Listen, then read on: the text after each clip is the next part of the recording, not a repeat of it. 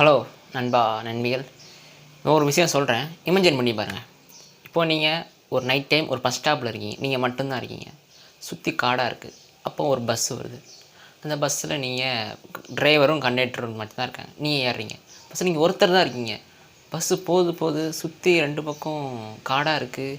Bus மட்டும் ஒரே வழியில் போயிட்டுருக்கு. ரொம்ப நேரம் ஆகுது. நீங்கள் போகிற இடம் ரொம்ப நேரம் போகிற மாதிரி இருக்குது. பார்த்தா வண்டி நிற்கிது. எல்லாம் வண்டியோட லைட்ஸ்லாம் ஆஃப் ஆகுது. இப்போங்க அந்த நிலைமை நினச்சி பாருங்கள், எப்படி இருந்துருவோம்? கேட்கும்போது கொஞ்சம் திகிலாக இருக்குல்ல? இதே மாதிரி இன்சிடெண்ட்டு கேட்கும்போது திகிலாக இருக்குது.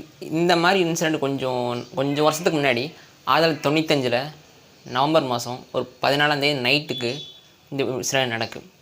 சைனாவில் இருக்கிற ஒரு ஏரியா, பெல்ஜின்னு சொல்லுவாங்க. அங்கே வந்துட்டு நைட் டைமு ஒரு ஸ்டாப்லேருந்து இன்னும் ஸ்டாப்புக்கு போகிறது தூரம் இருக்குல்ல, அது கடையிலே 2-3 ஸ்டாப்ஸ் இருக்குது.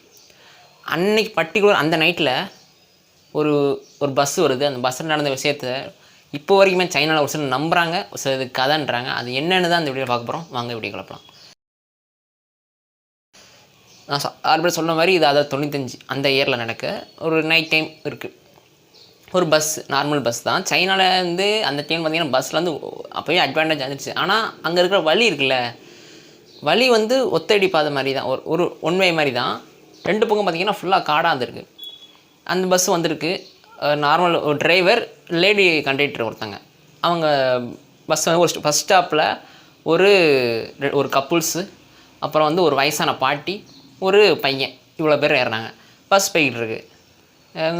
போக போக சவுண்டெல்லாம் கொஞ்சம் வித்தியாசமாக கேட்க ஆரம்பிக்கும். அந்த காட்டுக்குள்ள சத்தம், அந்த பறவைகள் சத்தம், அந்த இந்த சின்ன சின்ன பூச்சிகளோட சத்தம், அங்கே அடிக்கிற காற்றோட சத்தம், எல்லாமே கொஞ்சம் கொஞ்சம் திகிலாக இருக்கும்ல. நைட் டைம் போகிறதும் மிட் நைட் அது, அதனால் கொஞ்சம் போகிறாங்க.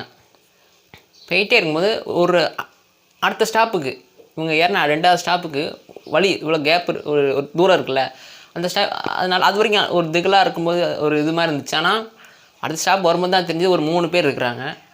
அந்த 3 பேரை பார்த்தோன்னே, அது ஸ்டாப் தான், ஆனால் பார்த்தோன்னே ஒரு பயம் வருது. கண்டக்டர் கொஞ்சம் பயம்னா அது எப்படி சொல்ல, ஒரு சந்தேகமாக இருக்குது. உள்ளே இருக்க 4 பேர் தான் பேசஞ்சர்ஸு, அவங்களுக்குமே சந்தேகமாக இருக்குது. இந்த 3 பேர் வந்து லாஸ்ட் சீட் இருக்கும்ல, அங்கே போய் உட்காடுறாங்க சென்டரில் வந்து. ஆனால் அந்த 3 பேரில் என்ன ஒரு டிஃப்ரெண்ட்டாக இருந்துச்சுன்னா, ஏன் அவங்க கொஞ்சம் டவுட்டாக இருந்துச்சுன்னா, அவங்க போட்டிருக்க ட்ரெஸ் எல்லாமே வந்து ஏதோ 100 வருஷத்துக்கு முன்னாடி உள்ள காஸ்டியூமாக இருக்குது. சைனாவில் 100 வருஷத்துக்கு முன்னாடி காஸ்டியூம்லாம் ஒரு மாதிரி டிஃப்ரெண்ட்டாக இருக்கும்ல, அந்த மாதிரி காஸ்டியூம். ஆனால் ஃபேஸுமே பெருசாக தெரில, முடியல நிறையா இருந்து முகத்தை மறிச்சு அந்த மாதிரி இருந்திருக்கு. சரி போய் அப்படியே சரி ஏறிட்டாங்க. இருந்தாலும் டவுட்டாக தான் இருக்குன்னு வண்டி போய்கிட்டே இருக்குது. அந்த 4 பேசஞ்சர் ஒரு பாட்டி ஏறினாங்க சொன்னல, அந்த பாட்டி வந்து அப்பப்போ அப்படி திரும்பி பார்த்துருங்க. என்னென்னா அந்த பாட்டி வந்து இந்த 3 பேருக்கு மேலே வந்து ஒரு சின்ன ஒரு டவுட், இவங்க திருடாக இருப்பாங்களோ, வேறு ஏதாவது எல்லாம் இதாக பண்ணிட்டாங்கன்னா அப்படின்ட்டு ஒரு சின்ன பயம் இருந்துக்கிட்டே இருக்குது. பஸ் போய்கிட்டே இருக்குது. நல்லா போய்கிட்டே இருக்கும். அடுத்த ஸ்டாப்பில் இந்த கப்புள்ஸ் நான் ஃபஸ்ட்டு ஏறினாங்களா, அவங்க வந்து இறங்கிடுறாங்க. இப்போவும் உள்ளே இருக்கிறது அந்த பாட்டி, அந்த பையன், இவங்க 2 பேரும் பேசஞ்சர்ஸ். மழைப்படி வண்டி இந்த வாட்டி வந்து இந்த பாட்டி போகிற ஸ்டாப்புக்கு வந்து ரொம்ப தூரம் போகிற மாதிரி தெரியுது. ஏன்னா எங்கேயுமே டேர்ன் பண்ண வேண்டாம், வண்டி ஸ்ட்ரெயிட்டாகவே போயிட்டுருக்கு. இந்த பாட்டி லாஸ்ட்டாக ஒரு வாட்டி திரும்பி பார்த்துட்டு ஒரு மாதிரி அதிர்ச்சி ஆகிட்டு ஏதோ பயத்தில் ஏதோ உளறிக்கிட்டே இருக்கா. திரும்பி பார்த்து அந்த யாரோ கத்துற சத்தம் கேட்குது. அந்த யாருன்னா அந்த பாட்டி தான். ஏன் கத்துறாங்கன்னு கண்டக்டர் வந்து அந்த கண்டக்டர் அவங்க வந்து கேட்குறாங்க, ஏன் கத்துறீங்க? இல்லை, என் பர்ஸை வந்து இந்த பையன் வந்து இந்த பாட்டிக்கு முன்னே தான் அந்த பையன் உட்காந்துருந்துருக்கான், முந்தின சீட்டு. இந்த பையன் வந்து திருடிட்டான் அப்படின்றாங்க. எப்படின்னு அவன் சொல்கிறான், நான் திருடலை, நானே இந்த பாட்டிக்கு முன்னாடி தான் இருக்கேன், நான் எப்படி திருட முடியும் அப்படின்றாங்க. அதுவும் கரெக்ட் தானே, பின்னாடி இருந்தால் வாய்ப்பு இருக்குது, முன்னாடி உட்காந்துருக்கேன், எப்படி திருட முடியும் அப்படின்னு இந்த பாட்டி சொல்கிறாங்க. இல்லை இவன் தான் திருடனான்னு அந்த பாட்டிக்கும் அந்த பையனுக்கும் ஒரு சண்டை வருது. இதை பார்த்துக்கிட்டே ரொம்ப நேரம் இந்த பேச்சுவார்த்தை போயிட்டே இருந்ததில் டிரைவர் வந்து கொஞ்சம் கோவப்பட்டு, என்னம்மா அங்கே என்ன சத்தம் கேட்கு, நான் அடுத்த ஸ்டாப்பில் இறக்கி விட்ருவோம், அங்கேருந்து போலீஸ் ஸ்டேஷன் பக்கம் தான், நீங்கள் வந்து அங்கே போயிட்டு எதுனாலும் பேசிக்கோங்க அப்படின்றாங்க. இவங்க பாட்டிக்கு ரொம்ப நல்லதாக இருக்கும், நல்லதாக நினச்சாங்க போல இருக்குது. ஓகே சீக்கிரம் இறக்கி விடுங்க, நான் போய் போலீஸ் ஸ்டேஷனில் பேசிக்கிறேன், இவங்க போய் சொல்லணும் நான் அப்படின்ட்டு. இந்த பையனுக்கு வந்து எதுவுமே புரியல. அவன் சின்ன பையன் போல், ஒரு 17 வயசு 20 வயசு பையன், 17 வயசு பையன் தான். அவனுக்கு இது என்ன நடக்குது, எதுக்கு இந்த பாட்டி நம்மளை கோத்து விடுது என்னன்னே அவனுக்கு புரியல. அடுத்த ஸ்டாப்பில் வருது, இந்த பாட்டி இறங்குது ஓகே, ஆனால் இந்த பையனுக்கு இறங்குறதுக்கு விருப்பமே இல்லாமல் தான் இறங்குறான். ஆனால் அவன் ஒன்றுமே பண்ணலை, அவனை பிடிச்சி வச்சுட்டு இறங்குன்னு அவனை இறக்கி விட்டு இப்போ இறங்கினோடனே பஸ்ஸு போயிடுச்சு. இந்த பாட்டியும் இந்த பையனும் பேச்சுவார்த்தை சண்டை கொஞ்ச நேரத்துக்கு சண்டை போடுற மாதிரி இந்த பாட்டி ஏதோ வச்சுட்டு அந்த பஸ் போனதை பார்த்துட்டு அமைதியாரு, நல்லது தான் பண்ணியிருக்கேன் அப்படின்றாங்க. இவனுக்கு ஒன்றுமே புரியல, நல்லதான், நான் ஏதோ உங்கள் பர்சை தின்ன மாதிரி என்ன இப்படி இறக்கி விட்டுருக்காங்க சேர்த்து திட்டுறான் அந்த பாட்டியை. லாஸ்ட்டாக நம்ம பஸ்ஸில் 3 பேர் அந்த பாட்டி சொல்கிறாங்க, லாஸ்ட்டாக நம்ம பஸ்ஸில் 3 பேர் ஏறினாங்கல்ல, நான் அவங்கள கவனிச்சிக்கிட்டு தான் வரேன், அப்பப்போ காற்று அடிக்கல, நான் பின்னாடி திரும்ப பார்க்கும்போது அந்த 3 பேருக்கும் கீழே காலே இல்லை. அப்போ எப்படி படி ஏறி வந்தாங்க? அது சொன்னோடனே இவனுக்கு நம்பலை, ஏன்னா பாட்டி வயசான பாட்டி ஏதோ வளருது போல் அப்படின்னு நினச்சிக்கிட்டு இருக்கான். அப்புறம் அழுத்தி சொல்லுது, நான் கன்ஃபார்மாக சொல்கிறேன், தெளிவாக பார்த்தேன், காற்று அடிக்கும்போது அந்த 3 பேருக்குமே காலே இல்லை. அப்போ எப்படி ஏறி வந்தாங்கன்றது தான் ஒரு. ஆனால் அவள் பார்க்கறதும் கொஞ்சம் காஸ்ட்யூமாக பழைய காஸ்ட்யூமாக இருந்தது, ஃபேஸு பெருசாக தெரில. இதை அப்படியே யோசிச்சார். இருந்தாலும் வேறு வழி இல்லை, இப்போ வேறு பஸ்ஸும் கிடையாது, தான் லாஸ்ட்டு பஸ்ஸு, இவங்க ஃபஸ்ட் ஸ்டாப்பில் தான் நிற்கிறாங்க, வேறு பஸ்ஸு கிடையாது. அடுத்த பஸ்ஸு வேணும்னா அடுத்த வெயிட் பண்ணிட்டு காலையில் தான் போகணும்.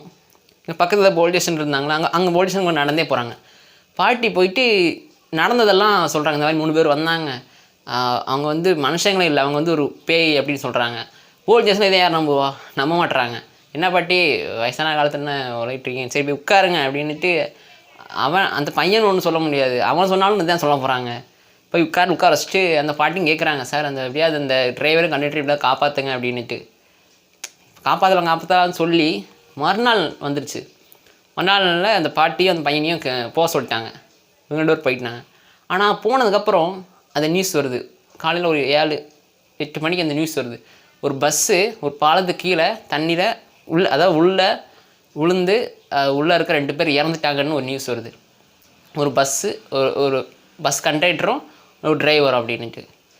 இதை பார்த்த போலீஸ் சீக்கிரம் போயிட்டு எல்லாம் செக் பண்ணி பார்க்குறாங்க. உண்மைக்குமே அந்த பஸ்ஸு தான், அதே டிரைவர் அதே கண்டக்டரு. ஆனால் இந்த பஸ்ஸு இந்த 2 பாடியும் வந்து ஒரு நாளைக்கு முன்னே தான் அதான் மறுநாள் தான் இறந்துருக்கு. பாடியை பார்த்தா தெரியுது. ஆனால் இன்னொரு 3 பாடி இருந்திருக்கு. அது இறந்து எப்படியோ ஒரு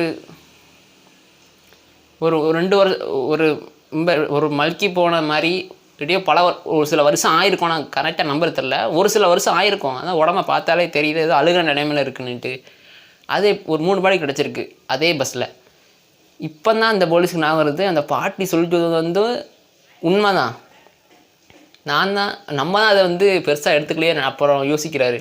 அந்த பாட்டி போயிட்டு மீடியாவில் போயிட்டு இது எல்லாத்தையும் சொல்லிச்சு, இந்த மாதிரி வந்தாங்க எல்லாம் வந்து கிளியராக சொல்லிடுச்சு. அந்த நியூஸ் வந்து ஸ்ப்ரெட் ஆயிடுச்சு சைனா ஃபுல்லாக. இந்த இன்சிடெண்ட் வந்து காட்டு தீ மாதிரி அந்த டைமில் வந்து உண்மையாகவே இப்படி ஒன்று இருக்குன்ட்டு எல்லாருமே நம்ப வச்ச ஒரு கேஸ் தான் இந்த கேஸு. இதை வந்து சைனா வந்து ஒரு சிலர் நம்புகிறாங்க, நம்பாதவங்களும் இருக்காங்க. ஆனால் இப்போ வரைக்கும் அந்த பஸ்ஸு எல்லாம் நடந்துச்சு அப்படின்னு தெரியணுன்னா அந்த டிரைவர் கண்டக்டருக்கு மட்டும்தான் தெரியும். கடைசியாக என்ன ஆச்சு, என்ன இது எப்படி இதெல்லாம் அப்படி அவங்க உயிரோடு இருந்தால் மட்டும் தான் இதுக்கு பதில் தெரியும். இது பல வருஷமாக இப்போ வரைக்குமே அதுக்கு பதில் வந்து தெரியாமல் இன்னும் அது நடந்துக்கிட்டு இருக்குது. இது கேட்கும்போது ஒரு ஸ்டோரியாக இன்ட்ரெஸ்டிங்காக இருக்கலாம். இதை வந்து தமிழில் ஒரு படமாக கூட வந்துச்சு, டைரின்னு ஒரு படம், அருள்நிதி நடிச்சிருப்பார்.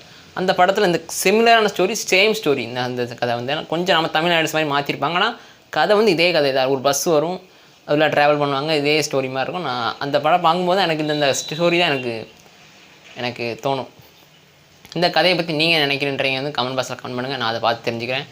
அடுத்த ஒரு இன்ட்ரெஸ்டான வீடியோவில் ஒரு வித்தியாசமான வீடியோ உங்களை சந்திக்கிறேன். பிடிச்ச விஷயம் நான் சப்ஸ்கிரைப் பண்ணி ஃப்ரெண்டில் ஷேர் பண்ணுங்கள். அடுத்த வீடியோ பார்க்குறேன்.